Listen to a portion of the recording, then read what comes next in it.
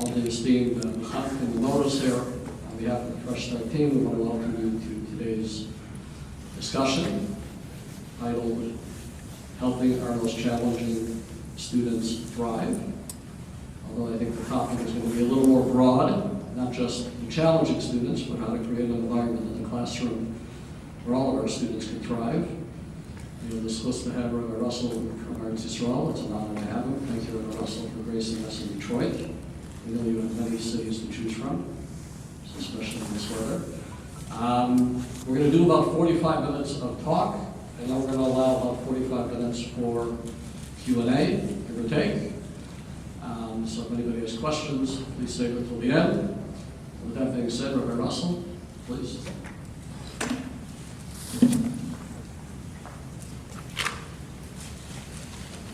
Okay.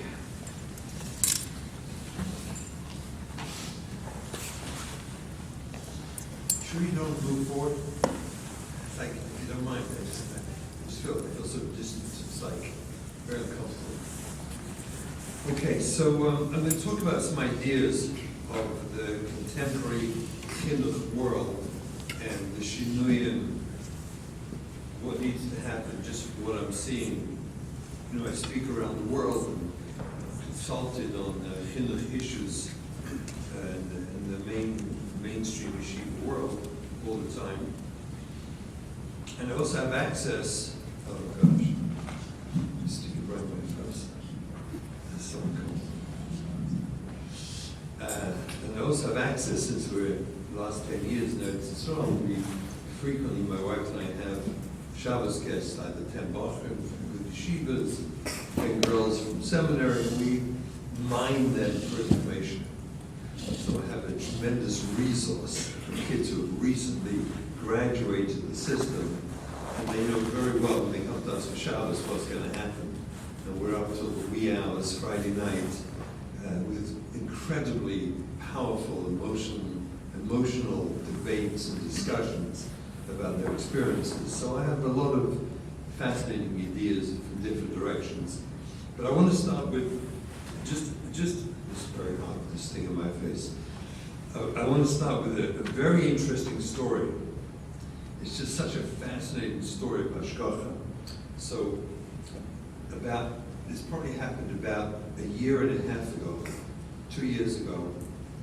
So I was speaking in London, in Stamford Hill. If you know London, Stamford Hill is the echte Hasidim, the very right-wing. Anyone from there knows what I'm talking about.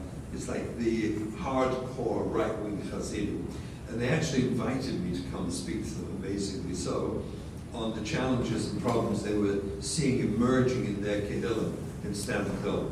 Not just with the kids going off, but they realized, and I was fascinated about their ability to be more authentic.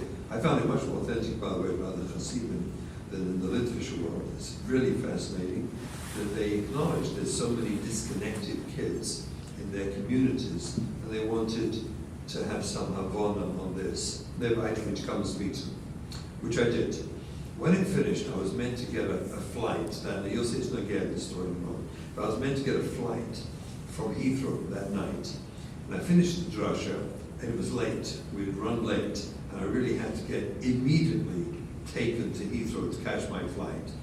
And in that moment, a younger man who was there, this Asifa, ran over to me and showed me a Gemara and was dashing to me in incredibly excited and fast Yiddish about some Tanad Messiah, this Gemara. He felt captured everything I was trying to talk about.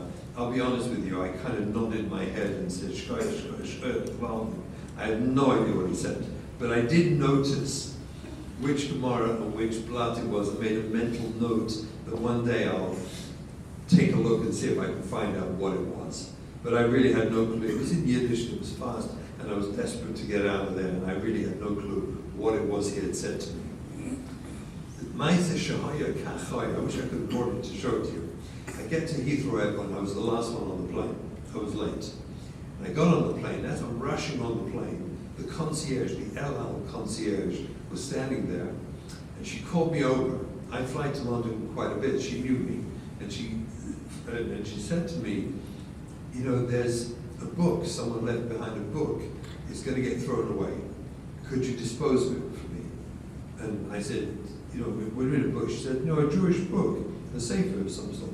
I said, okay, and I stuck it in my hand luggage, I got on the plane, I got settled in, we took off, and then I decided to take a look. There was a simon in this book, a name, someone, and a phone number. I could see who to return it to. It turned out to be the Gemara this guy had just shown me. You can't make this stuff up. I kept it after there was no simon in it at all. And it was Gemara Nazir, Aleph to, I think, Lamed Beis. And the Gemara he'd shown me was Nazir, Kaf Ches, Kaf Tes.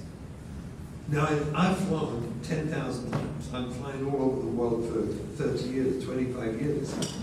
I have never been given a sefer, ever, getting on a plane, ever. And then right after this guy shows me this Gemara, I'm given the Gemara to fly back to Israel with. So this is really true. It's like, I kept that sefer. It's like so precious to me now. So, and then I had the time on the flight to work out, I wonder what he was saying.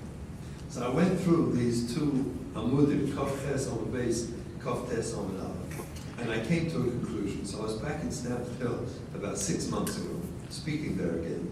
And I said over the mic, I said, I don't know if this younger man was there, is in the room. Turned out he was not. But other people were standing there.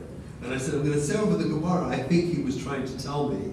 And they told me, yes, that's exactly what he was trying to tell you. So I give credit to this younger man, random younger man in Stamford Hill, I have no idea who he was, for what I'm about to tell you. But it was so startling when I understood this Gemara.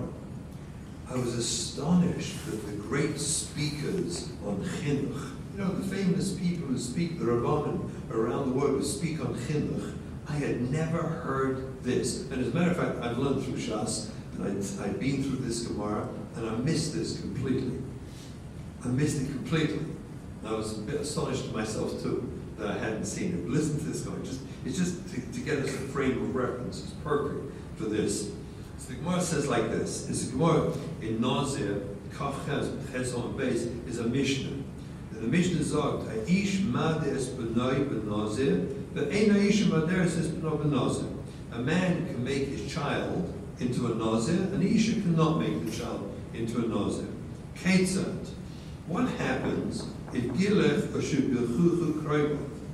What happens if the Kroibim, the uncles, the relatives, could be even the brothers, older brothers, come over after the father decides his child should be a nazir, and they say no? Or Micho or Shemichu Kroibah. What happens if they're Moicha? Relatives say, no, you can't do this to this kid, leave him alone. And they shave him, and they make him normal again, or they say, no, he's not a Nazir. So the Rashi put out, the Gemara is saying, no, it's bottled.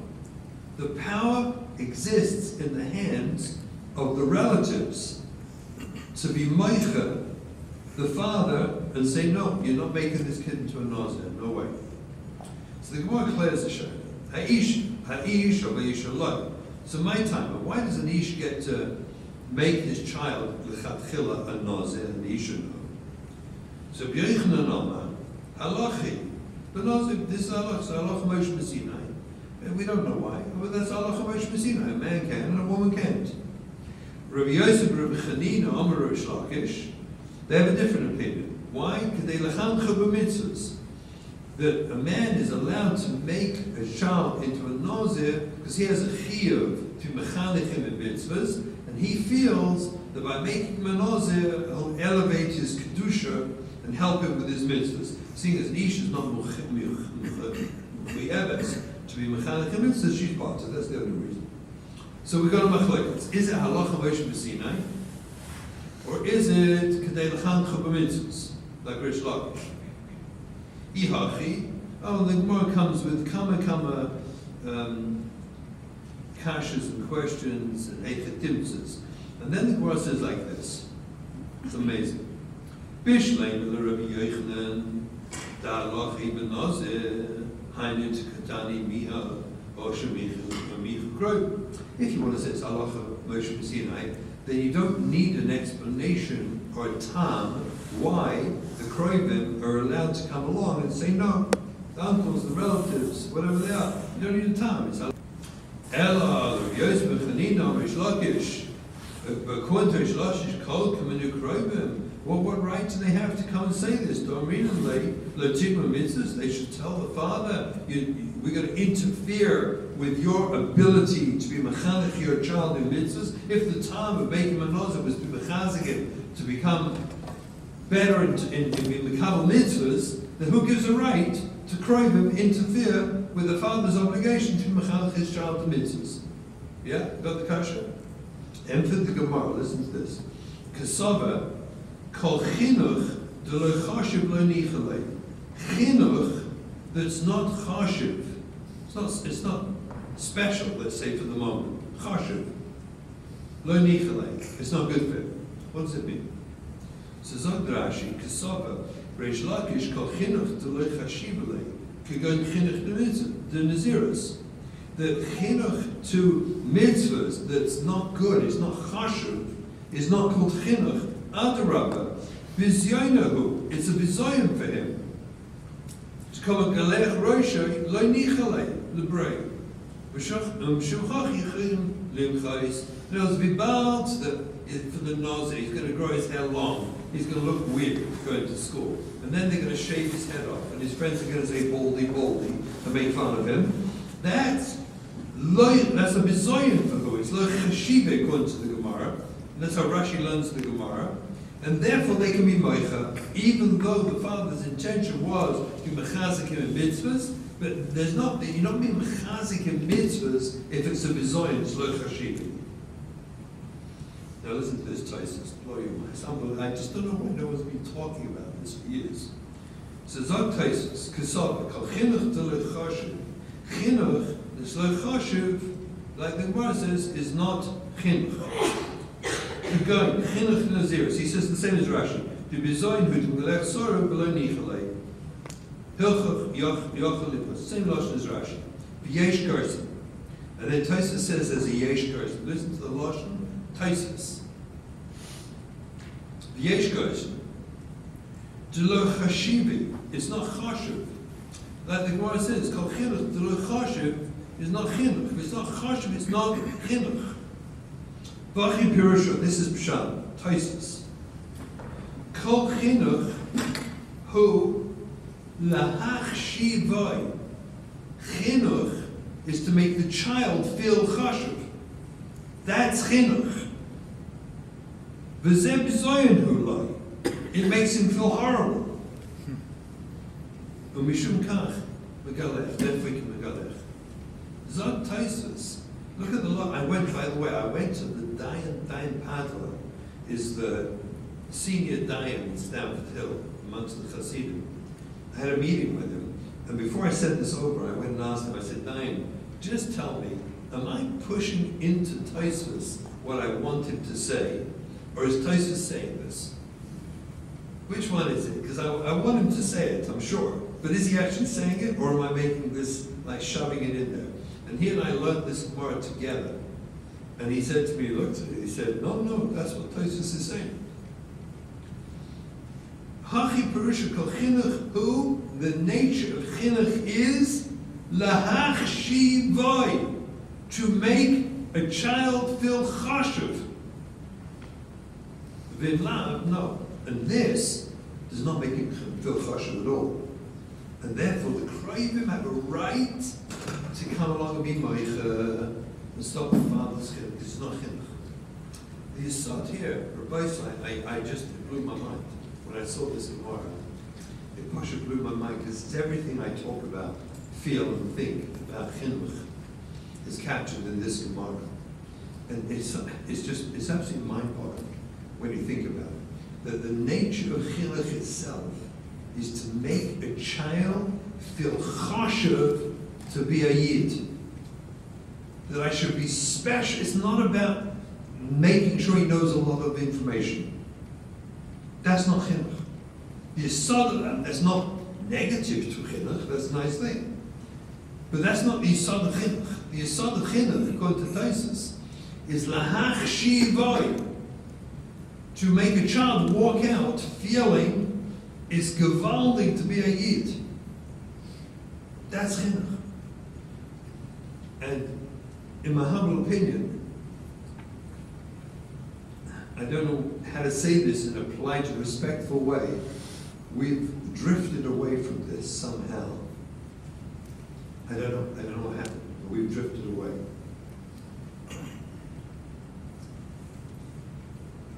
A year or two ago, I don't know if any of you ever listened to me, I speak on podcasts sometimes, and they go around for different things, and I said something, I was asked a question, and I answered the question as best as I know it to be.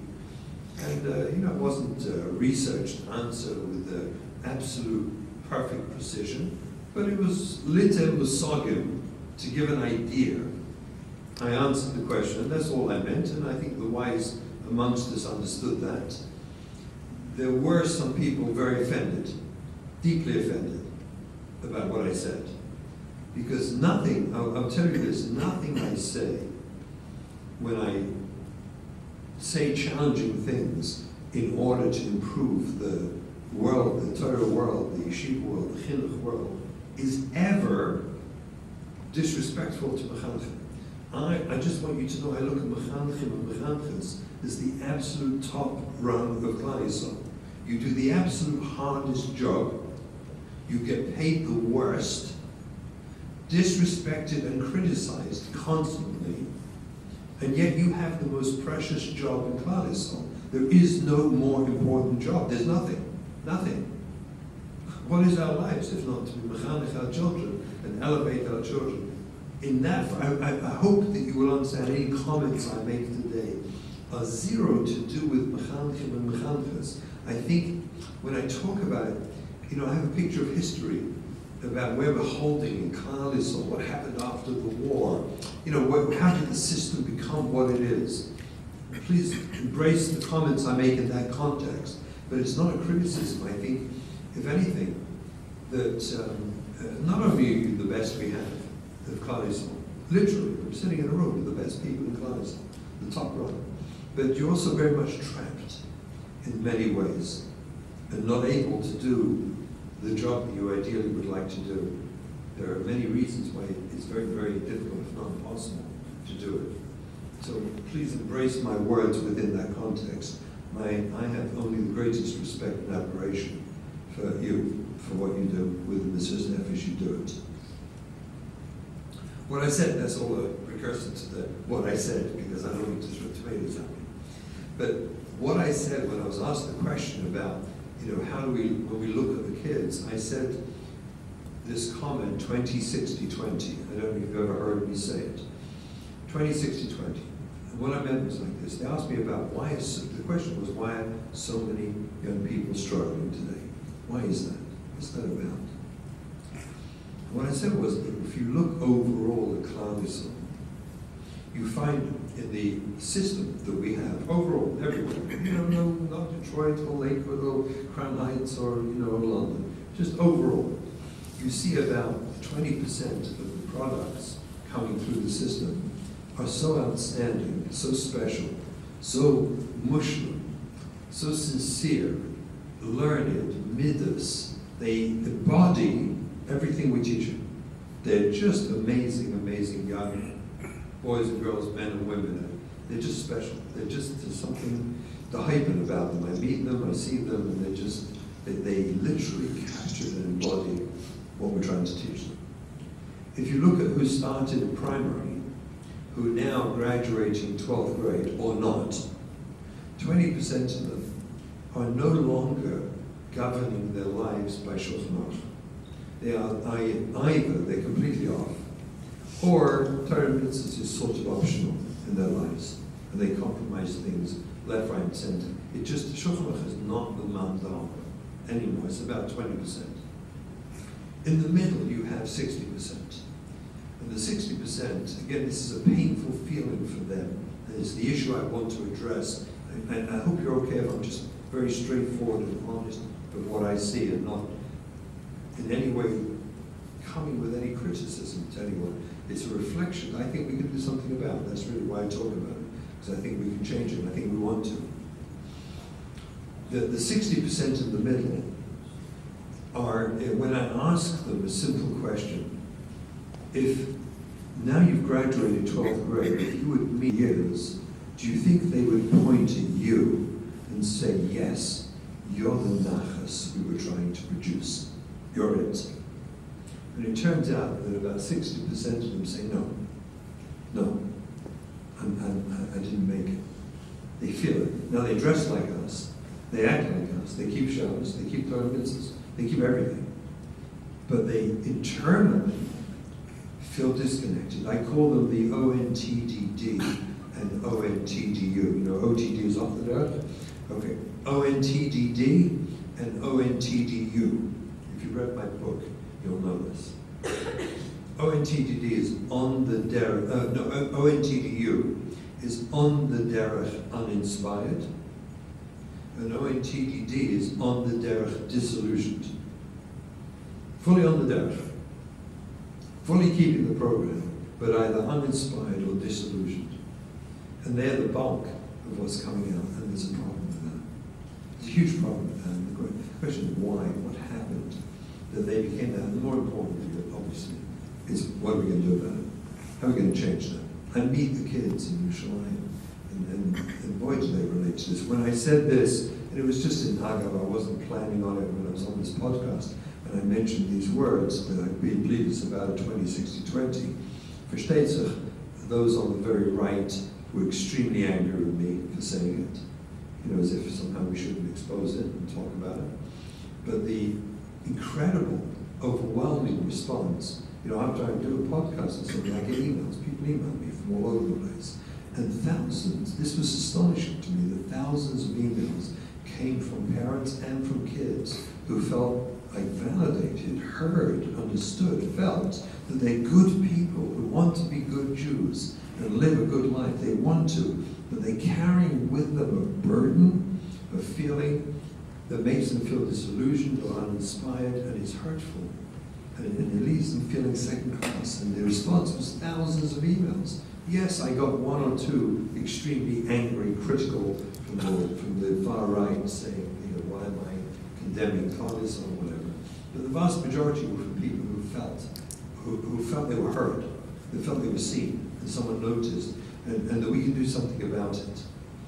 So really this is my focus. This is what I'm always trying to do, is to take a look at that 60% and understand them. In fact, I want to just deepen this, if I can, with a Mishnah. This Mishnah is a little bit of a pacha, but listen to this Mishnah. It's a Mishnah in August, Perek Gimel, Mishnah Tess. Perek Gimel. Rabbi Chanina ben Doisa Omer, Kol sheyiras chatoi kedemis lechochmasai. Anyone whose yiras chet comes before chochmasai, chochmasai miskayemis. The chochma will last, endure. The kol shechochmasai kedemis yiras chatoi. For someone whose chochma, teaching the Torah, comes before yiras chet, ein chochmasai miskayemis. It won't last. It's not Mishnah. It's not, you know, a contemporary magazine. It's a Mishnah. Now listen to the Mishnah. What's pshat? By the way, I took this, and many times when I spoke about this, I went to Gedolim and said, like, it's a non-starter. How many kids have yiras chet when they start learning Torah, when we send them to school? So could we change yiras chetosai to Avos Hashem? Could we learn it, at least in this generation? This I asked about 20 years ago. I think I asked Rabbi Late the first time. Could we say, he would have said, Kol she'avos Hashem kedemis l'chachmasai. Because yiras chetosai, I don't think the kids have any shaykhs. I don't think adults have much of a shaykhs. There's certainly no kids to yiras chetosai. Then I changed it again, a few years ago. I changed it again because I don't think they relate to Avos Hashem either, to loving Hashem. Kids can't have a relationship with them. What they could have is that Hashem loves you. That we could develop in kids. That they could relate to somehow. So the whole Mishnah would reteach it, that anyone who believes Hashem loves him before he does Chachmasai, then Chachmasai miskayemes. V'mlav ein Chachmasai miskayemes. Listen to the Rav Kartzner, it's shocking. So why is it miskayemes? If you have yiras chet or Avos Hashem or Hashem loves you first, why is it miskayemes? So zok the Rav she'achachma meiviyosai l'mashen liber chafetz v'uneneboy. Because if you have yiras Hashem, if you want a relationship with Hashem, if you feel a relationship with Hashem, then when you learn His Torah, you feel the learning, the halachas, the musa, is taking you towards what you want, which is a relationship with Hashem. V'unenema, and then you enjoy it, because that's really what Gimel Torah is. And then he goes on to say, but if you do the learning first before the child has a sense of Yiras Hashem or Avas Hashem or Hashem loves me, if you don't have that yet, that relationship, the child isn't learning, says the Rav. He's not learning in order to do it. That means to be close to Hashem.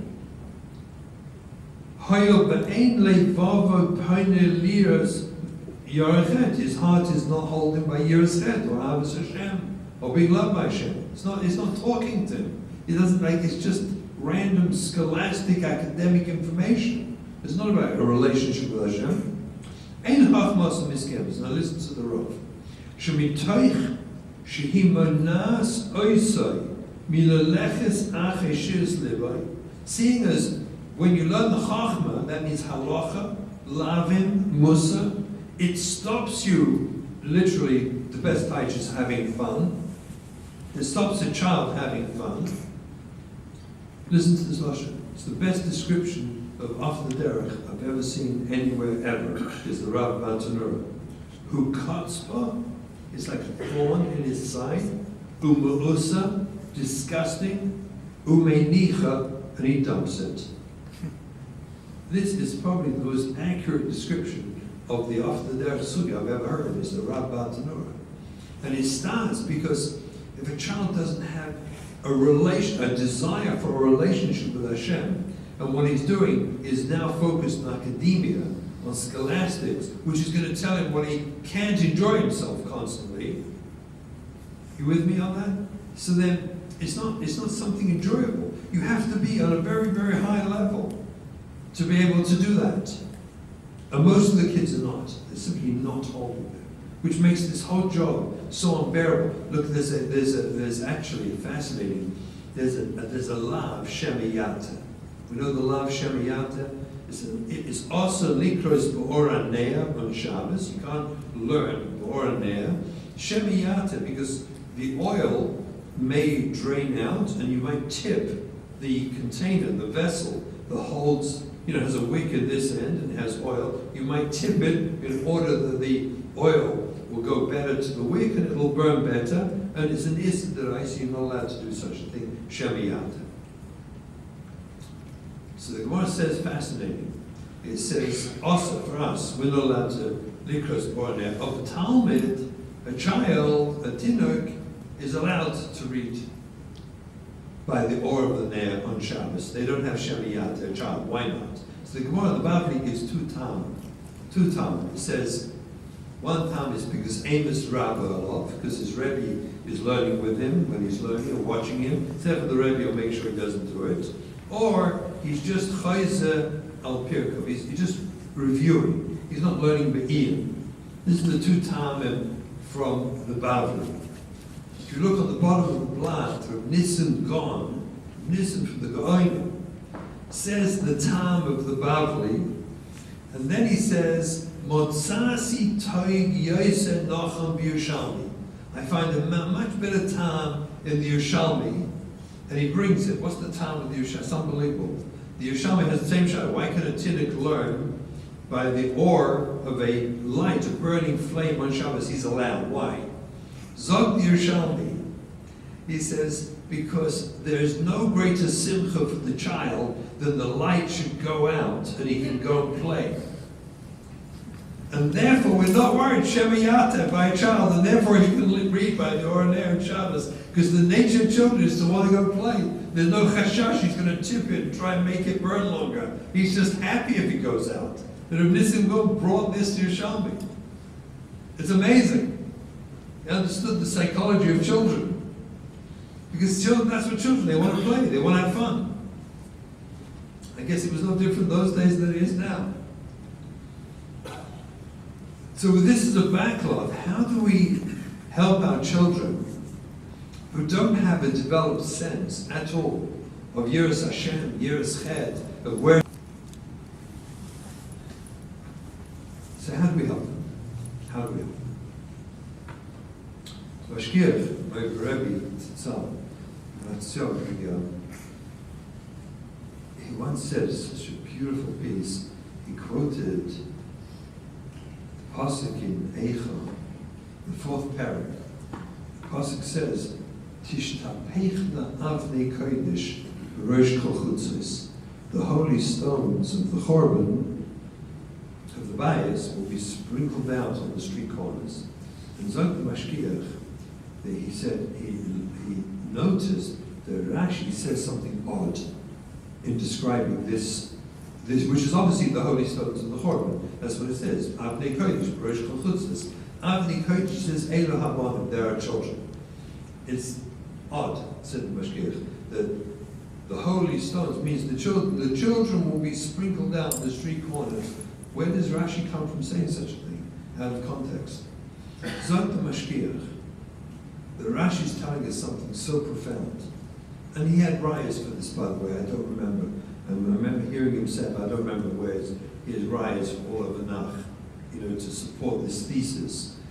The thesis was a simple one. He said, all Peronius tragedies in Klal Yisrael were designed to wake up Klal Yisrael that we should do widespread tshuva and come back to Hashem. So the loss of the Beis Hamikdash, the Chorban Alein itself, was there to wake us up. We should do tshuva. That's why we lost the Beis Hamikdash. The Spanish Inquisition, Tach V'Tad, the Chorban in our times, all Peronius. Eretz Yisrael now, everything that happens to Klal Yisrael that affects us is for the express purpose of making us wake up that we should do tshuva.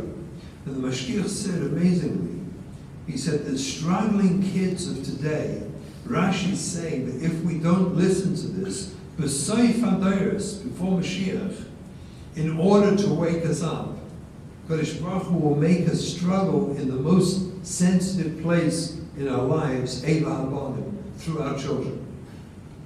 This is Mashgiach's vision. That we have a situation today where the children don't have plain Yiras Shemayim, Yiras Ched. They don't have it. They don't have these feelings inside them. As a matter of fact, what's most fascinating, I don't know if you ever noticed this, that in primary class, in primary, they do have it. Primary is all about Hashem. Hashem is here, Hashem is there, Hashem, right? It's all about Hashem. The kids come home, it's such a nachas. They come home from primary with their little crowns and their arts and crafts and Hashem, and they're sort of in love with Hashem. It's such a beautiful thing. And then somehow, as academia steps in, Hashem steps out. The more we get academic, the more Hashem steps out. Something is off in that we have to find a way around. There is a way around to be able to deal with that. So you see, Messiah, well, we'll come to that. Let me come to that in a moment. What we have to experiment with, I heard directly from Rabbi Shimon many, many years ago when he said that the only mitzvah in the Torah that doesn't have very unique parameters for all people is chinuch. Because chinuch changes according to the child, and the age, and the community, and the circumstance. There's so many different parameters. So there are Rashi prakim of parameters for mitzvahs chinuch, but it's left for the mechanchim to work out, for parents to work out what works for your kid. How does it work? How to make it work is left over to us. I once said the Chiddush in the pasuk, Schayim Oselah Binu Shnois Tovdo Shalavicha V'Yagidcha Zkenecha V'Yorov. So the Bali Musa, Bali Chasidus, many of them talk about this pasuk as the pasuk of Masoros HaTorah. Schayim Oselah. Remember the days of old. Binu Shnois Tovdo. Understand the generations. The Derech Yisrael Saba. We should bring children up the way that we always did. We don't need new psychological ideas and fancy ideas from God. We have our way. Shalavicha v'yagidcha, ask your father, he'll tell you, Zkenecha v'yomerloch, listen to the Zayda, he'll guide you. This is the Derech Yisrael Saba. This is the way we should bring up children. Bali Musa and Bali Chasidus, some of them say this over. So Actually, after I said this, someone told me someone else says it somewhere, someone big, I don't know who, I forget. But I wanted to say, I guess a little bit Hasidish, but you bear with me. It's Chayim Oisai, remember the days of old. All this that I just said just now is captured in that. We should try to follow the Derech Yisrael Sabbath, the way Torah is handed down behind Sinai. We should try and continue that to our children. Binu Shnois Tovado. Binu is Lashon Havdalah. Bein Zeh Lezeh. It's a Havana that's built from separation. Binu, Bein Zeh, from Lashon Bein. You understand deeper, like a chakira. You understand deeper by being mechalik, by separating. Binu, understand deeper. Shnois means shinuyim. Binu shnois dor v'dor. But if you want to be successful, understand the subtle shinuyim of every generation, because every generation changes, and every generation has different values that we try to impart upon the kids. For example, I remember when we were bringing up our kids, the off the derech music was Mordechai ben David. That was like off the derech. That was like the disapproved of as pop music. Today, I don't know if you ever heard the music your kids listen to, or the kids, it's like wild, some of the stuff they listen to. And they always tell you, no, it's not, it's Jewish. It's Jewish, what's Jewish about it? And they say, look, listen carefully. See that? That was Jewish word, that was a pasuk. You know, like I flew by somewhere in the middle of some African jungle band with who knows what kind of music from the Yetzirah direct, but they have a pasuk in the middle, so that makes it Jewish. It's like, but they'll laugh at us in the next generation. That will be, that was holy, at least they're Jewish words, you know? Everything, hairstyles, everything, clothing, things change. Every generation has their subtleties of how they change over the years. It's just different. A chacham understands in chinuch, that's true too, that there have to be an allowance for, and it's gentle subtleties. It's not massive, it's shinuyim, it's little changes that you in an intelligent way, binu shnois tovado, be mechalik every generation and understand the subtleties of how each generation slightly changes. Now, if you don't believe me, shalavicha v'yagidcha. Ask your father, and he'll say, yeah. Zkeinecha v'yomrocha, the Zayda Zicha is going to tell you it changed. Things changed. I always tell people, if you ever start a sentence with, when I was a child, then please don't finish it. Just don't finish it. Let it go. Because it's not negaya. Unless you're saying history stories, but if it's negaya, it's negaya. Don't finish, not negaya.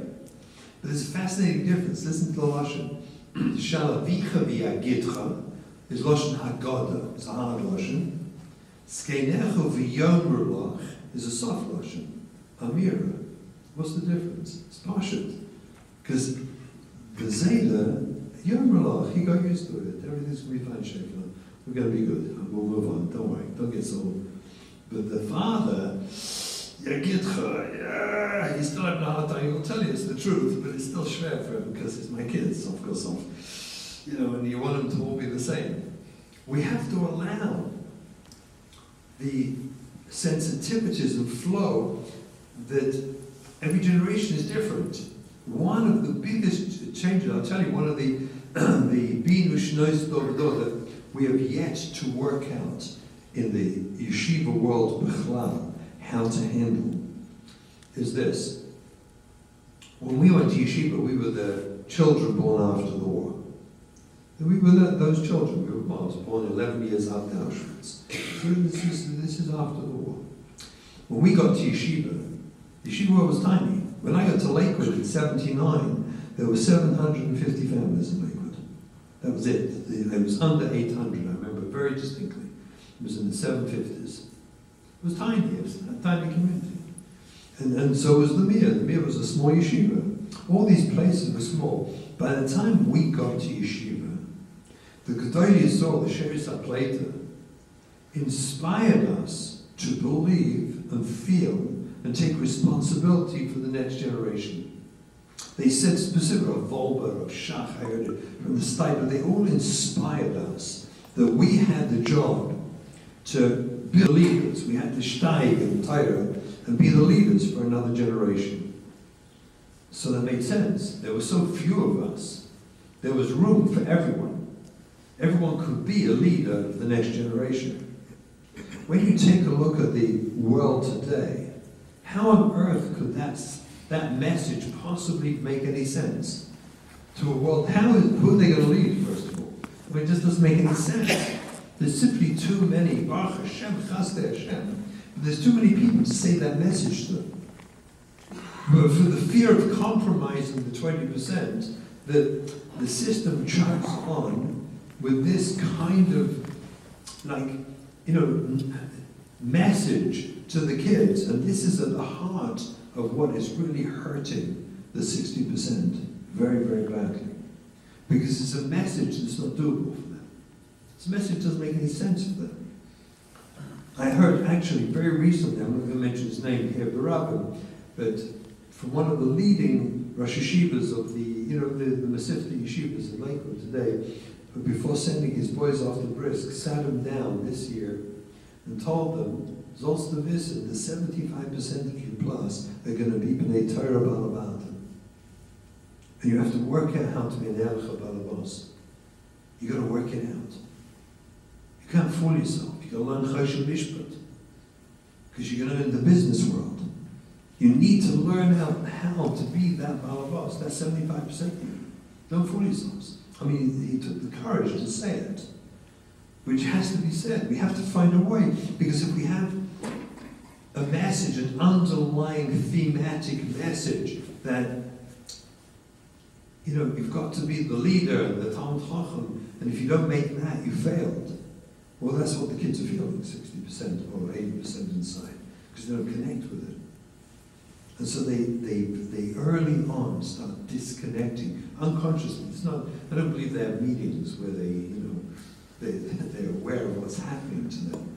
But what happens internally is they're disconnecting. They're discontent. They're good people. They're totally good kids. They're wonderful young people. Struggling to find, where do I fit? How do I fit with this all? What's my place in all of this? How do I belong here? And it's a real challenge for all of us.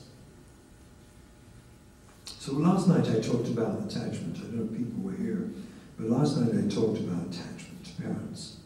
Because it turns out like this. Messiah's HaTorah doesn't come through the limudim of Torah. It comes through the relationship with the Maisa HaTorah. The one who is Maisa HaTorah to you is where you get, that's where Messiah's HaTorah happens. Then, of course, if the person being Maisa Torah to you is someone you're connected with, you feel a relationship with, well, then you're interested in what they have to say. And it turns out that this new world we're living in, what we're seeing is kids detach. So it's common sense to realize that the real work has to be on finding a way to help the kids attach, connect with us. I did a very interesting thing. Over the years, I've done this probably hundreds of times by now, with the same predictable results. It's actually astonishing. I meet kids who are off. They're either off completely or more or less off. Like in the 60%, they're like the bottom 5% of the 60%. They're not off mamish, they're with the program, but just barely. They're just hanging in there, somehow being connected a bit. And I meet these lovely people, they pour their hearts out, I talk to them, they come to my office frequently, and I talk to a lot of these people. And somewhere in the connection with them, I ask them a question, I say, tell me something, from your story, it sounds like you feel you had a very bitter journey. And you have a lot of resentment and hurt about your life, the system, and your parents, and everything you went through, because they're hurting, they felt disconnected. There's just a ton of resentment outside that's dying to come out, be healed. And it's doable, it's really doable, because a fascinating thing. The Abish, the Bishaf, the Mensch, I found a morale that says this more or less. The nature of a child is to want to give nachas to their parents. Hashem made it that way. It is nature. It's inbred in the human being. The only thing that interferes with a child truly giving nachas to the parents is the parents.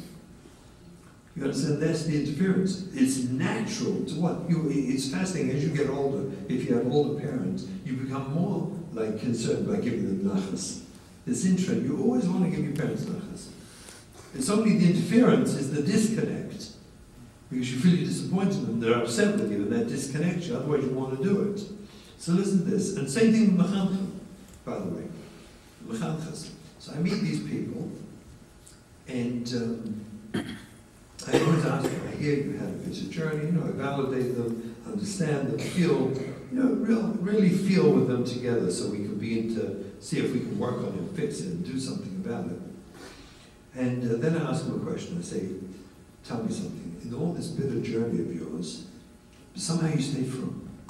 Somehow you stayed with the program. Was there ever a Rebbe or a teacher, someone who made a difference in your life? One person. I promise you, everyone I've ever asked this to, their eyes light up, their face shines, and they tell me, my fourth grade teacher, wow, she was a tzaddik, she loved me unconditionally, and I was the worst in her class, and blah, blah, blah, blah. And my seventh grade Rebbe, every time I got in trouble, he made me come up to the front of the class and tell a joke to everyone, and then sit down, and he made me feel useful, blah, blah, blah. Every one of them, every single one of them, have one teacher, one Rebbe, one person, who is the very reason I'm frum today. They claim, this is what they tell me. The reason I'm still in the program and still frum is because of that teacher or that Rebbe. I think of them, and I think of them often, and that's why I'm frum today. It's amazing, everyone. So then I ask the kids, can I ask you a question? It's not a hey, you don't have to panic, it's okay. Can I ask you a question about what you learned? And I see they get scared right away. I say to them, can you tell me, this one person saved your life, your Jewish life. You're from because of that person? They say, yeah. I say, could you tell me one thing they taught you about Torah and mitzvahs? Everyone goes blank. I said, isn't that astonishing? This person is the reason you keep Torah and mitzvahs today, and you can't actually think of one thing they taught you. Because it turns out it was absolutely nothing to do with the Yediyah Sator. That one comes later. If you connect it to Torah mitzvahs, so then spend the rest of your life learning Torah mitzvahs, whatever way you can. It's not a be-all and end-all. You finish school and you stop learning. When you finish school, you should start learning. And then go on your journey and learn Torah and spend the rest of your life till you master as much as you can. But it turns out that the reason they stay with it is because of a relationship, a connection. The attachment they have to Torah mitzvahs comes through a person, not through the idea. Which is probably the first if there's one takeaway from this whole today, and what I'm watching in the world, thinking, if I ask you to urge you to take one thing away, it's that the attachment to you is why a kid stays from, and it's absolutely nothing to do with the idea. And now I'm going to say something really sensational, I hope.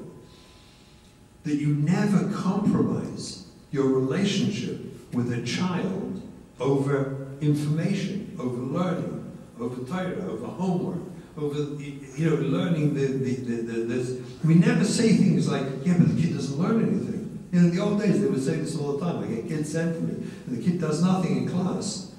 I said, Hashem Yirachim, the kid's doing everything in class. They're absorbing you.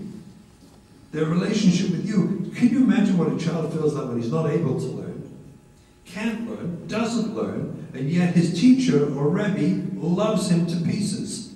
Do you understand you've done more for Messiah Satira in that moment than you could ever possibly do by teaching him information? It's like a bracha, he doesn't learn. Because in the non-learning and the non-homework and the non-whatever he's doing, and you treat him with love and kindness and dignity, you're actually cementing his relationship to Torah. Isn't that crazy or what? You never compromise your relationship ever over teaching something. This comes, by the way, I said it last night. I don't know if you were here. Let me repeat it, children. But the chinuch actually is mechalik. In Shoshei HaMitzvah, the chinuch zog that the Shosh of the mitzvah is a mitzvah l'sheves yitzhar. The pasuk in Yeshayahu, lo tzoyu bara l'sheves yitzhar. Kadosh Baruch Hu did not create the world to be empty, but He wanted us to fill it with people. What kind of people? So again, this is not for now, but we have come arise. It's actually a tziruf, l'sheves yitzhar and v'avtarecha kamocha, these two mitzvahs. And based on two toises in Menachos, it comes out like this.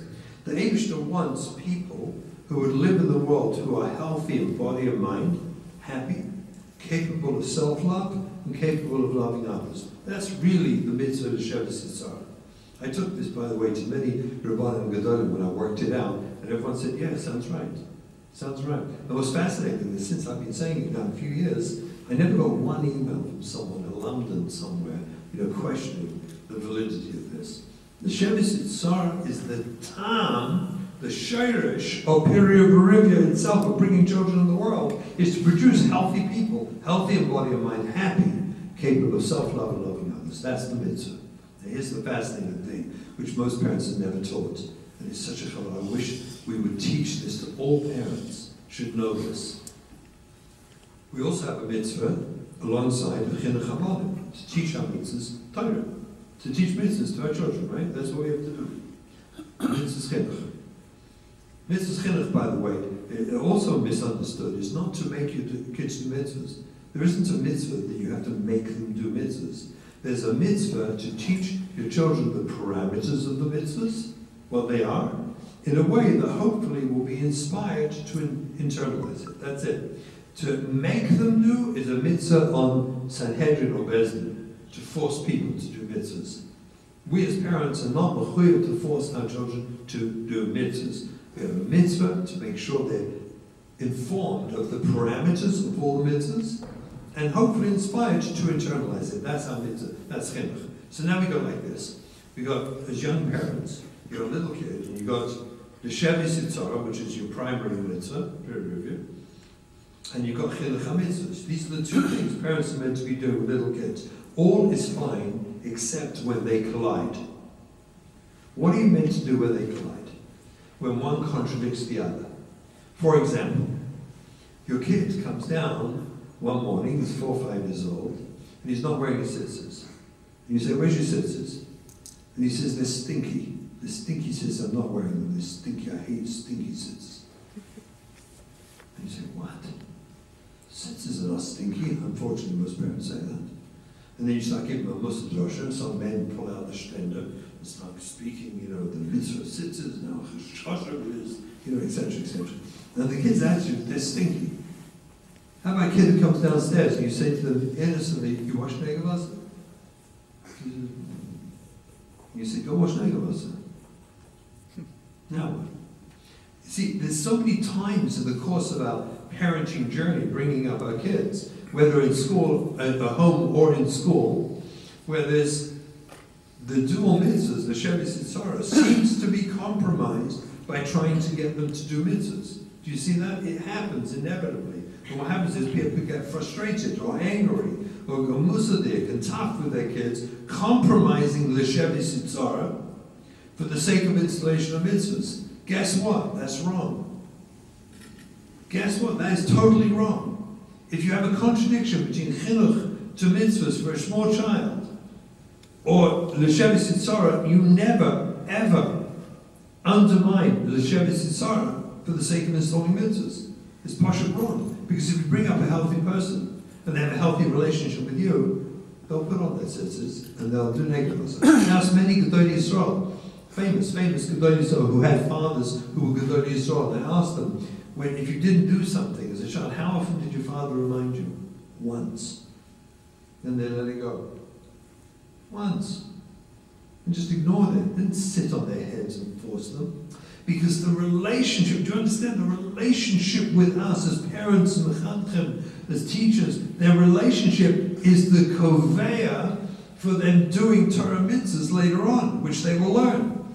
And we never, ever compromise it for the sake of installing a mitzvah. It just doesn't make any sense. Because the primary mitzvah is to show the to produce a healthy person. So I talk about attachment a lot. Because attachment means the connection to the child. My mother, I'll tell you something interesting. She was a teacher. We lived in London. And my mother worked for the public schools. There were Jewish schools after the war near us. And she worked in the public school system. I had a brother, Rabbi Shimon, who worked in the education department in London. And he took a look at her ranking. You know, they ranked teachers.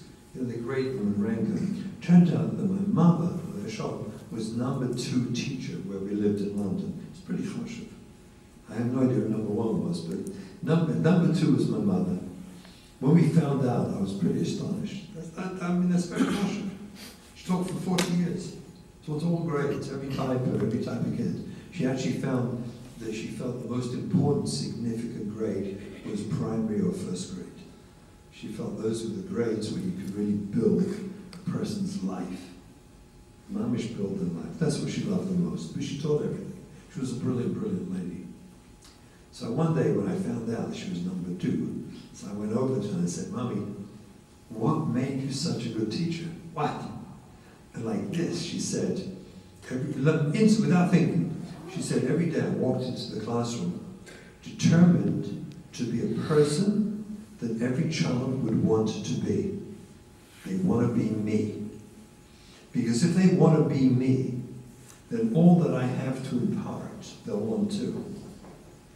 It starts with their admiration for me as a person, the way I treat them, deal with them, handle with them. And it was from her I heard years and years and years and years ago the observation that the moments when they defy you are the best moments in class for building Messiah.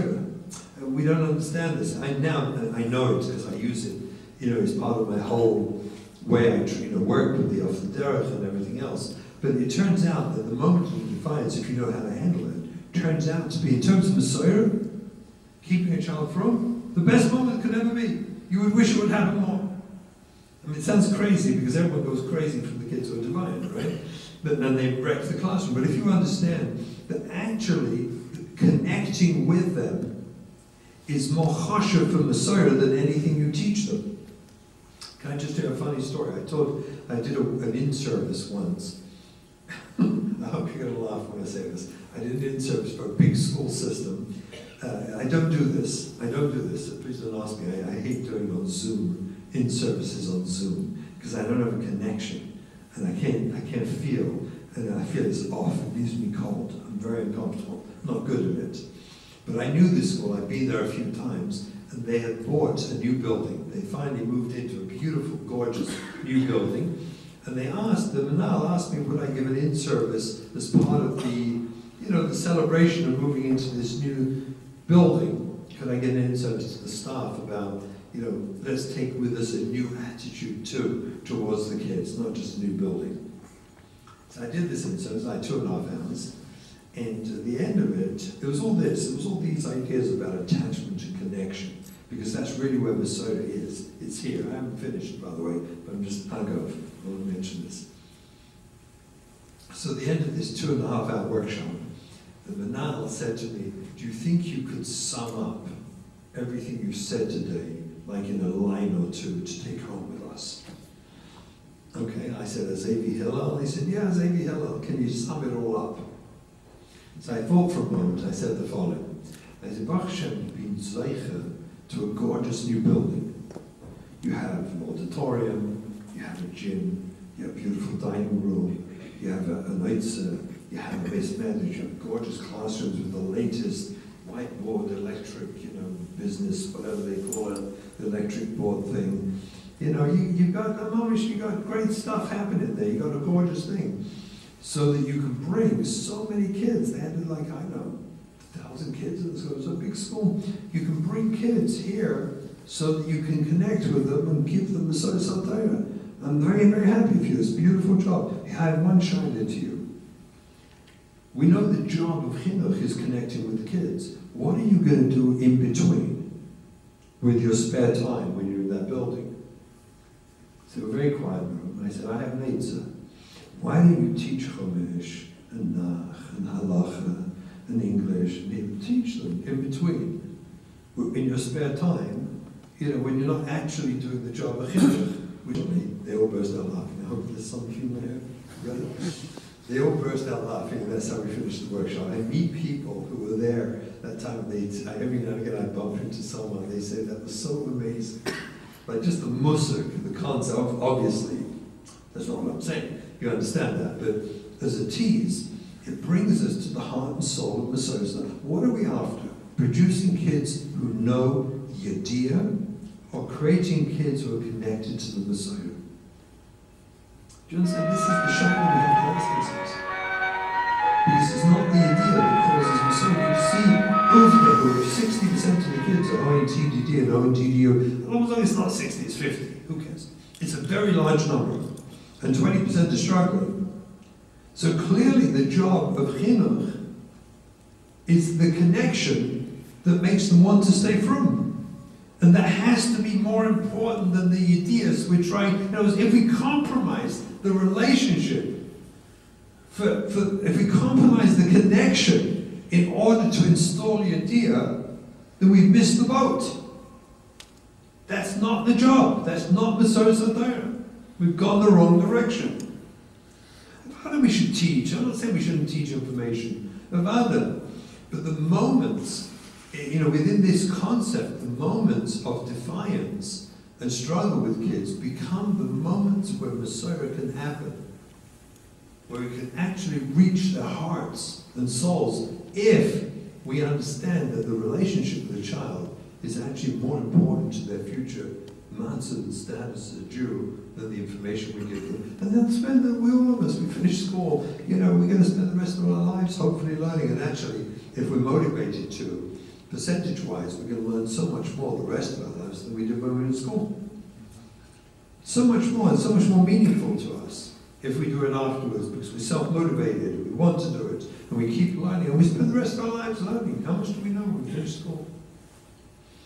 All this comes from a shift to what I would refer to as an attachment-based chinuch model. The world of chinuch should shift, has to attachment-based model. An attachment-based model, when I teach attachment to the parents, is really the same thing. Its attachment is built around the 4 S's of attachment: safe, secure, seen, and soothed. That we have to make sure, this is not mine, I didn't invent this. This comes from Dr. Dan Siegel in Parenting from the Inside Out. It's an amazing, fantastic book. And Agav, and he mentions this in passing, but for me it was like the lights went on. I thought I'd hit, gold when he said it. Safe, secure, seen, and soothed. The goal is, I'll say it again, safe, secure, seen, and soothed. Soothe. S-O-O-T-H. Soothe. We have to soothe them. That means we have to create an environment where the child feels safe. The child does not feel safe if he is going to be exposed that he can't learn well. If he's going to come to school and have learning trauma because the expectations of him are beyond his ability. And he ends up becoming traumatized because it's such an unsafe environment. Because he feels stupid. And how many kids do feel that? Unless we move the focus of the classroom, this is already a bigger issue, but I had suggested many times to the people running the world of chinuch, let's move the focus to the middle and not have it on the better kids in class.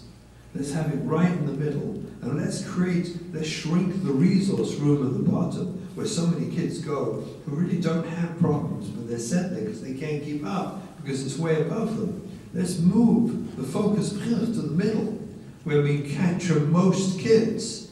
And if kids they always say to me every time, we'll compromise the ones that want to be Gedolim. It's not true, it's Sheker V'Chazal, because they're self-motivated. Gedolim and Talmidei Chacham become who they are despite the system, not because of it. They're self-motivated. They just have a different neshama, different connection. So what we then do is we offer an advanced track by choice.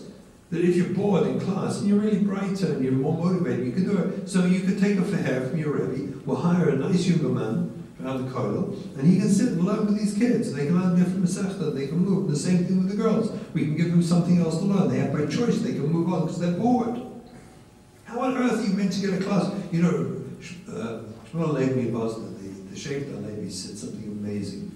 I saw a sefer on learning disabilities in Herzl, a Hebrew sefer.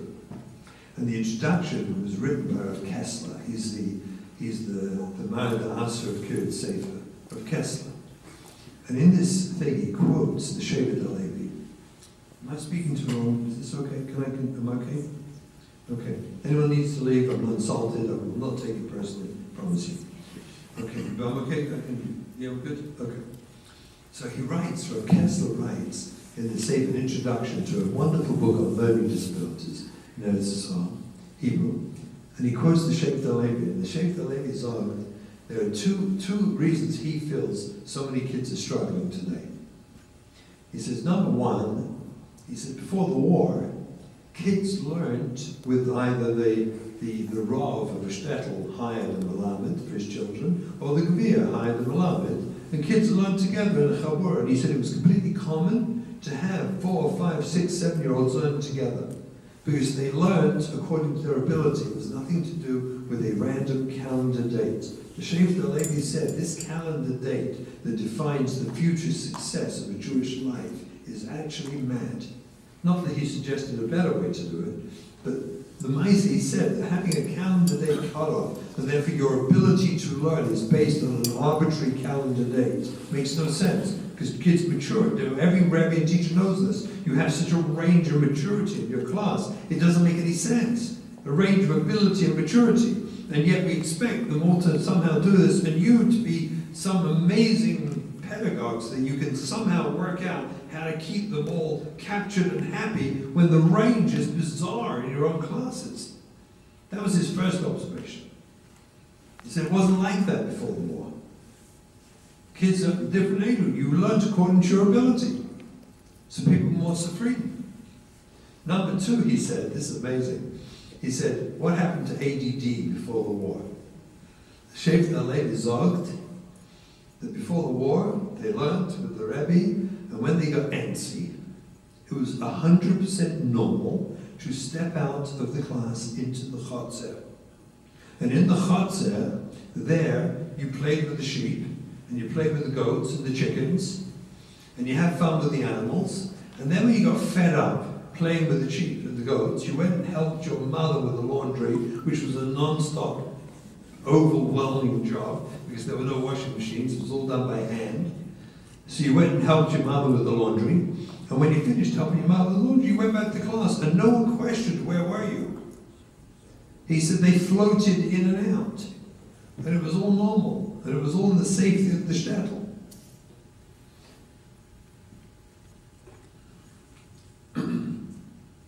So attachment, I think if we look at it, so we're obviously not going to change the whole world and the system overnight, but what we can change is our attachment to the children. This is the chinuch. I once read a book, a fascinating book about changing systems. This is a Goyish book.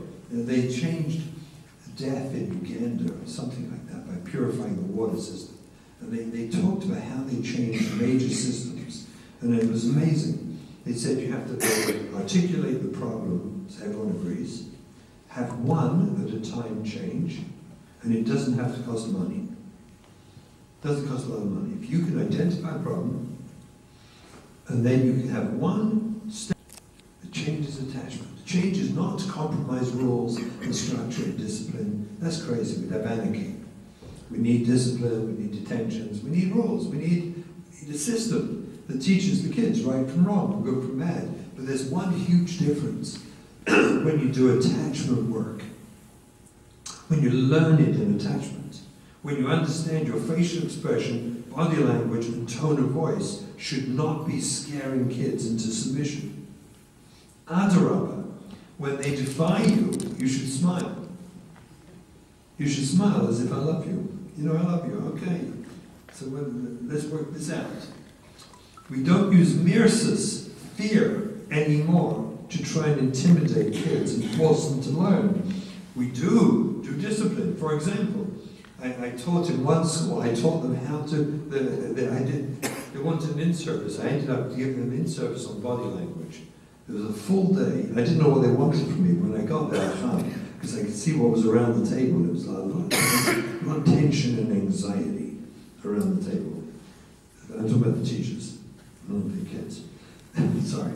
Anyway, so I taught them how to change their body language. We actually role-played all day together how to smile at a kid when you're giving them a detention or asking them to please speak to the manal. You can stay here right now. How to do that with a smile.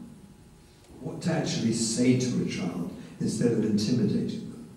I had a system years ago, and it worked so well. I did it in many, many schools. I even had Hasidic schools. They wrote the 3 cards.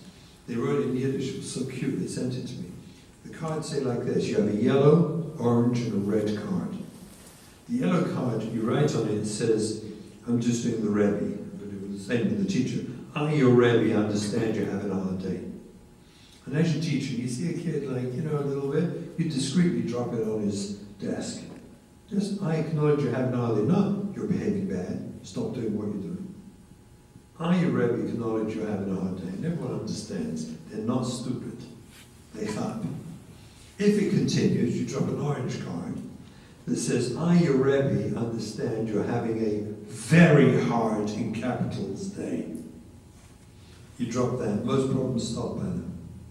It's amazing. Because you put the dogish on caring for the kid. He's having a hard day. I care about you. It's amazing how what that communicates to a child, as opposed to focusing on the behavior, you shouldn't be doing this, which he knows anyway. Because I'm focusing on you having a hard day. Listen to the third one. I'll tell you the reaction. I first did this, when I did this publicly on a podcast, I got hundreds of emails in support, and I got one blazing criticism. I'll tell you what it was in a moment. The third card, the red card, says, I, your Rebbe, understand you're having an impossible day. Please go to the manal, ask him, give him the card, ask him for a Danish and a soda, and discuss your hard day.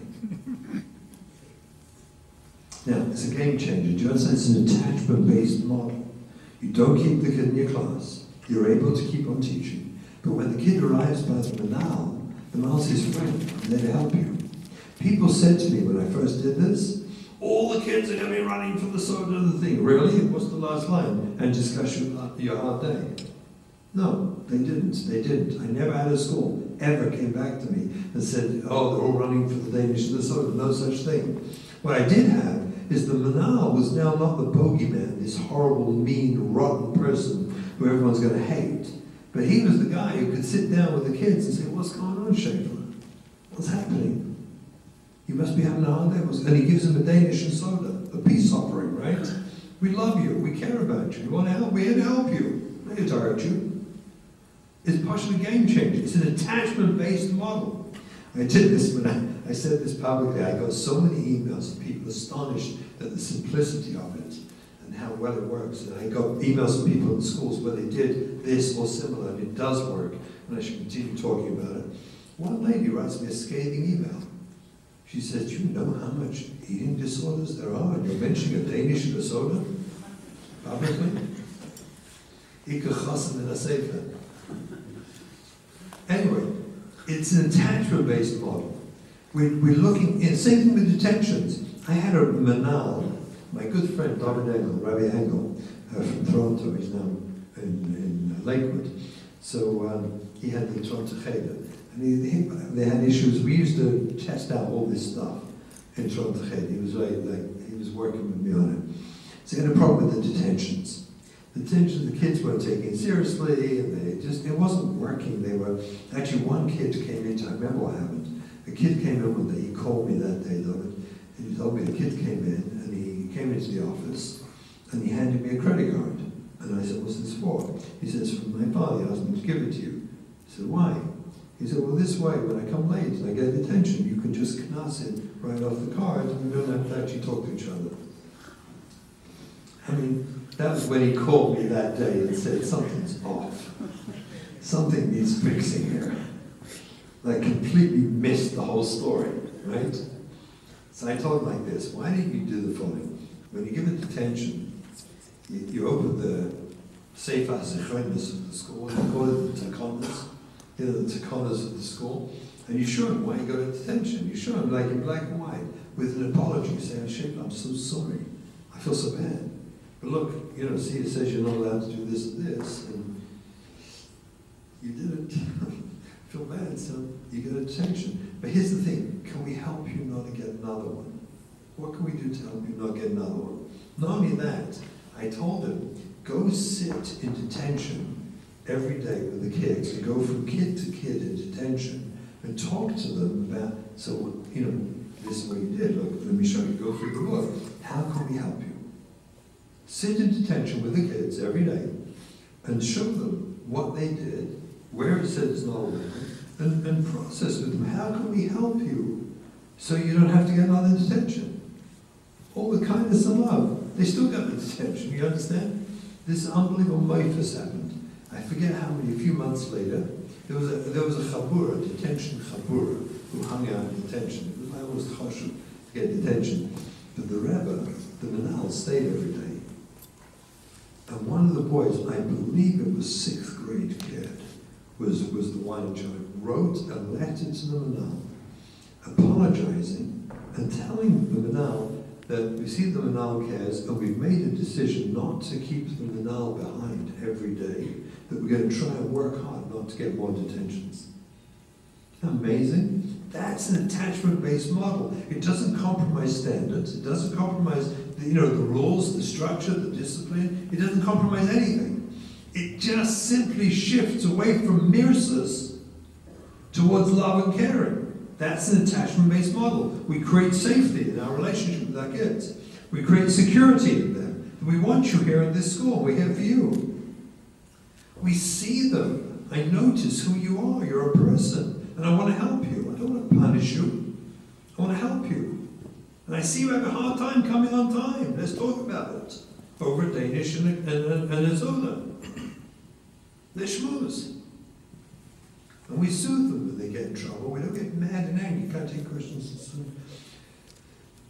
But we soothe them. And we create attachment with the kids. We create connection with the kids. Interestingly enough, like I told you, I have these kids who come to us in Eretz Yisrael. They're mostly the 20% come to us, for Shabbos. They hurt very much watching their friends get in trouble. They know they're natural learners. They know it's easy for them, it comes easy. And it's heartbreaking for them to watch their friends, who get in trouble, constantly get hurt. They resent it. Not happy about it. Listen to this. This is Gershon Nicholson's Exam Bracha. Look what he says. He writes about chinuch b'kfiyah, forcing kids to learn.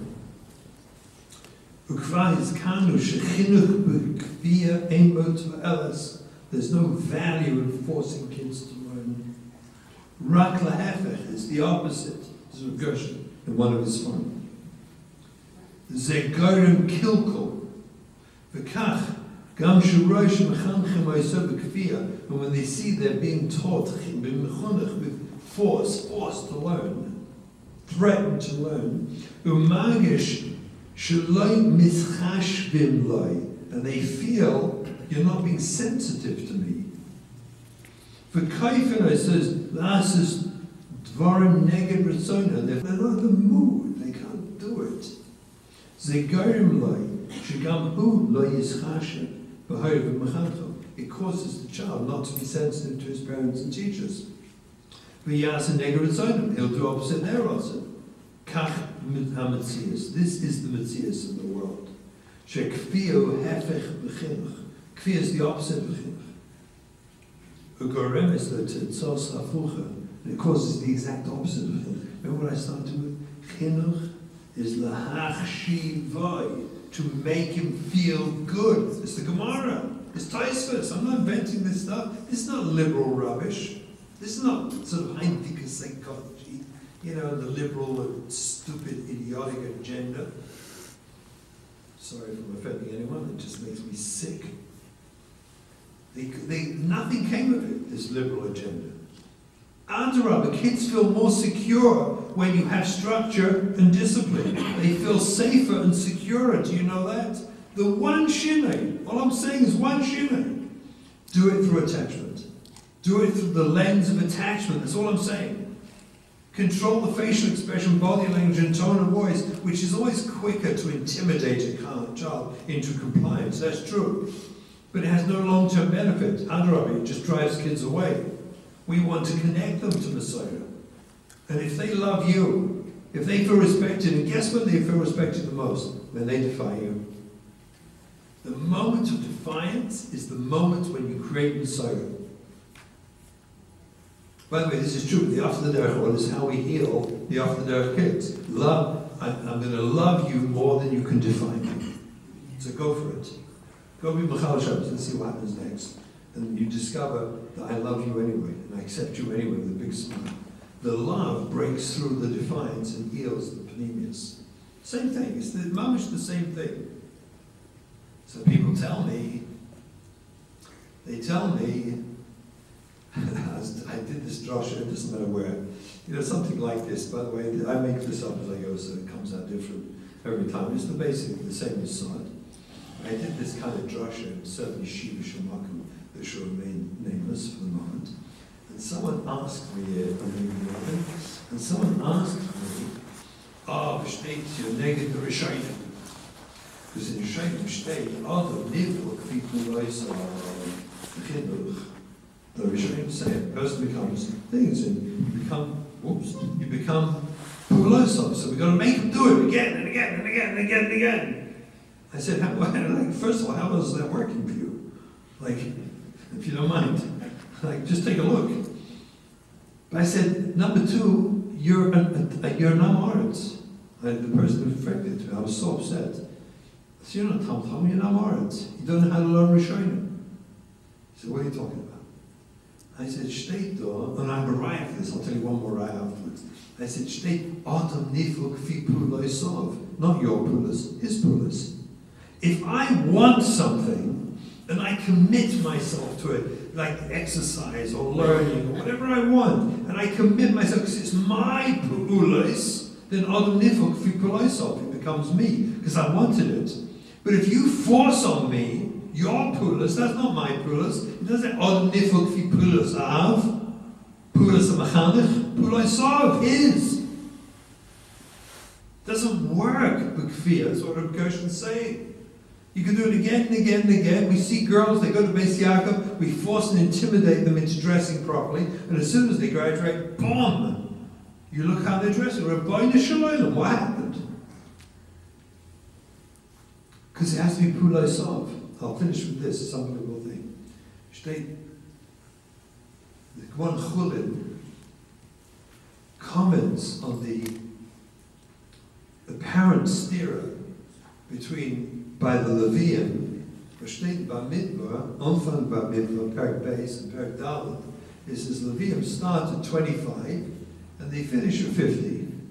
But later on it says they start at 30 and they finish at 50. It's a 5-year stira, often a stira. Emphasis the Gemara in Chulin that Chomesh Shonim Lilved. There's 5 years to learn. So when it says 30, they actually start the work at 30, but they begin 25 and they learn 5 years, then they start. So the vote is 30 to 50. Zog the Gemara in Chulin. Mikan, from here you're learning Yisod. The Kol Talmud Sheloi Ra Siman Yofer B'Mishnasa Chomesh Shonim Lo Yilmed Lad, he'll never learn. If you didn't get Hatzlacha in 5 years, you'll never have Hatzlacha. We learn it from here, that's why the Levium learn 5 years, then they start their vote. Unbelievableness. I can tell you as a therapist, I've worked with maybe thousands of kids over the years who had learning trauma and never saw a Simon Yofa, a Simon Mazel, a Simon Bracha, their learning, never, nothing. It went in one ear and it just disappeared, never went in. And yet, when they sit down with me and we start working through their learning trauma and we heal the trauma, the kids learn. They learn just fine. So how can the Gemara conclude The Kol Talmud Shelo Siman Yafim Mishnasa Chamesh Shanim Lo Yira Lad, you'll never have it. I'm telling you, I've seen it. So I have a teretz, unbelievable teretz. Lani Estati. I didn't see this anywhere, it's mine. If you quote it, say my name, we'll bring the gula and we'll all be happy. Okay, so it says like this. Me, I said. So if it's not true, it's fine too. So I said Pshat's like this. It's the same thing as I just said by the Nifah. Listen to the Lashon of the Gemara. Kol Talmud Shelo Siman Yafim B'Mishnasai. His Mishnah, his learning. That means if a Talmud puts his mind to it, and he really wants to learn desperately, and he does everything he can to overcome his problems and get them out of the way and learn Torah, Uvdahu, he'll do it. And on the rare occasion where a guy wants it with all his heart and he's not able to, is a raya, he can do it. And that one I can't fix either. But if it's Mishnasai, it's not Mishnasai, it's what's forced on him by his Rebbe, by his teachers, by his parents, by guilt, it's not Mishnasai, then he never sees this in Yom. It doesn't happen. Because it's not his Mishnah. The emphasis, it all starts with what Silas Shoshon says in the first parak, Bia ma'achov v'sonah ba'elamai, in his world. That's that same Vav. His world, not ba'elam. It's not Bia ma'achov v'sonah ba'elam. It's Bia ma'achov v'sonah ba'elamai, in his world. Is the Zelba Vav. You know where that Vav came from? From parents who were smart enough to do Chanech Lapi Darkai. That Vav. That Vav, as an adult, he takes to be a Ma'achov Zod B'Elamai in his world, because he understands that. Through an attachment model, we communicate to the children, you have value in Klal. We need you, we want you, you belong here. When they defy, I'm not saying we, get weak and no, they go to the Manal, or whatever it is. Do you know one of the best interventions I ever did, ever that worked? The Rebbeim went crazy over this, crazy. You're sitting in class, you learn. This is a classic attachment-based model. Kids learn the Mishnayos, 4th grade, they learn the Mishnayos, and the Rebbe says, put away your Mishnayos, take out your Chumashim. Everyone except Yankel does it. And Yankel sits there, just ignoring the whole thing. And you remind him once, you're a nice Rebbe or teacher, you can imagine the same marshal, and you remind him, well, Yankel, just as if he forgot. And he goes like this, he uses the shoulder. Then it's like showdown, It's the show, you get your both guns out, ready to go now. It's like, who's going to win this? Now the kids are watching, so you're really in trouble. Like it's a nightmare, because he just gave you the shoulder. So what are you meant to do? If I don't respond, he wins. The other kids, they know the fantasies of every Rebbe. My whole class, my career's over, that's it, I'm finished. It's all the nervous, what do I do? What are you meant to do? I'm telling you, it's the best single intervention I think I ever did in any school. So you mind him. So you don't scream at him. You don't do old-fashioned chinuch, kick him out. You don't start his name, right? Yaakov! Yaakov! Because you got authority. And then, of course, he finally closes the Mishnayos and he flips it so hard he falls on the floor. And the kids laugh. Now you're really in trouble. And then, of course, you slam. When I first worked in Lakewood Cheder years ago, about 35 years ago, in the Capitol building, that's where the Cheder was in those days. So this is true, it's hard to believe. Opposite each door, there was sheetrock. They just sheetrocked the wall. There was an imprint of a kid in the sheetrock, where they got thrown out. The marks of the sheetrock, they got thrown out of class. I'm not kidding. It was a wild west those days. Oh my gosh. We've come a long way, Baruch Hashem. Now they put up tile. So it just knocks them out. But there's no hole in the sheetrock. Anyway, that's just kidding. It's just like a joke. Anyway, what was I saying? I forgot what I was saying. The best intervention. Oh, the best intervention. Thank you. Someone's listening. Thank you. Right. So listen to this, and I'll finish with this. It's late, so I'll finish with this. Forget all the questions. I'll stand here for 2 minutes if anyone has a quick question. But I think when I finish this, let's just go, because it's late. I'm sorry. So the best intervention, the uncle's giving you the shoulder, and he's staring down. You walk over as the Rebbe, teacher, just adapt this, and you walk over to him and say, Yankala, it's okay. You don't have to learn now. You're not in the mood. It's fine. Shem loves you. Don't worry about it. And you go back and you start teaching him Mishnayos. What do you think happens within a minute? The uncle takes out his chumash and puts the Mishnah away. I'll do it both ways for you. If he does, when it comes to recess, you call him over, you say, Uncle, come on. Say, Uncle, you're amazing. Where'd you find the Gemara? You're outstanding. You're one of my best Talmidim. I can't believe you did that. And you just, thank him very much. And you probably build a soda with him. Let's say he doesn't do it, and he sits there the whole session, glum and moody, and doesn't take out the Chumash, leaves his Mishnayos. You call him over and say, Uncle, that was amazing. How'd you find the Gemara to do that? You sat the whole session. Wow, Uncle, you're amazing. Okay, well then Mishnayos tomorrow. Shem loves you, don't worry about it. Boom. So then they ask me, what happens tomorrow if he does it again? So then you call him over and say to him, you whisper the same thing out, if you're not in the mood, it's fine, don't worry about it, it's all good. And you call him over afterwards, and you say to him, Yaakov, this is not about Mishnayos, is it? Something's bothering you. I think we need to talk. Forget about Mishnayos, Hashem loves you. I'm worried about you. What's going on? How can we help you? And you burst out crying. You do it privately, obviously, no wrong to the gods. And you have a Talmud for life. This young will be your Talmud for life. The first person will ask, and he starts crying, and you feel teary yourself, and you see it, and you feel it. And you are just kind of a Talmud for life. You'll remember this moment forever. Maybe the reason he stays from is this moment, because someone cared about him hurting, and he tells you the story. Because Messiah Satira is not about the chaimer, it's about the relationship, how we deal with the kids, how we connect with them. Even when we're doing the discipline, the rules, the structure, which we have to do, of course, and never compromise that. But we do it with love and kindness, and thoughtfulness. Making a priority of the Shevis Yitzhara, a priority of building a healthy person, because Torah will come naturally to such a person later on. And we don't compromise that ever. I hope this was helpful. Have a wonderful life.